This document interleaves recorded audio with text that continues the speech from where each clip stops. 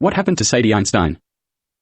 In 1960, when Kaiser Adolf was being interrogated by law enforcement and intelligence in Italy, he diligently repeated the truth of events that occurred whilst he was in prisoner of war jail every day, regardless of what the people interviewing him wanted to hear.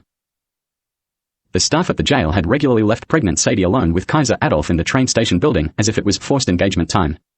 Him chained up in the cell and her in her apartment outside the bars. They were basically waiting for him to initiate a chat with her, as if he had decided they should discuss the child becoming the next Kaiser of Germany to be when it was born, and they needed to negotiate plans for when it was taken to Germany. She sat waiting. He ignored her. She often busied herself scurrying around making plans, as if she was becoming the equivalent of Queen of Germany, including notes on what she thought she would need.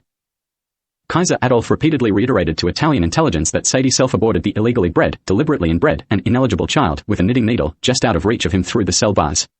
She then lied and said it had incidentally aborted whilst the staff of the jail were gone. It caused film cameras to be installed in the building and used by staff as security cameras afterwards. The Italian authorities involved decided to send a squad to Yugoslavia and try to get Sadie's version of the events, as if the Kaiser may have been lying for his own convenience in some way. Some of them expected tales of the baby being around 14 when he escaped and what it looked like. Details about the child after it was born and why it hadn't been taken to Germany yet were all they wanted. They decided to send their Foreign Legion of intelligence officers to check it out. Italy has a French Foreign Legion-style body full of foreigners who are intelligence agents for Italy. They headed to Yugoslavia and tracked her down. Whilst being interviewed in 1960, Sadie admitted the child aborted in April 1944 and never got born. It was the first time anyone had ever admitted that fact to anyone outside of the jail residents and staff since the baby was conceived illegally in 1944. She then delivered a carefully rehearsed spiel. It was about why they decided not to tell anyone that was waiting for her to arrive in Germany with it sometime immediately after November 1944 that it never got born. With her head waving from side to side and a bundle of mumbled and muttered excuses.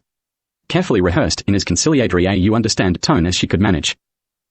Some of the intelligence agents that were interviewing her wanted to hear her say something like, "Oh, yeah, sure. He's out the back. I'll go get him and introduce him to you." They decided to execute her at the end of the interview.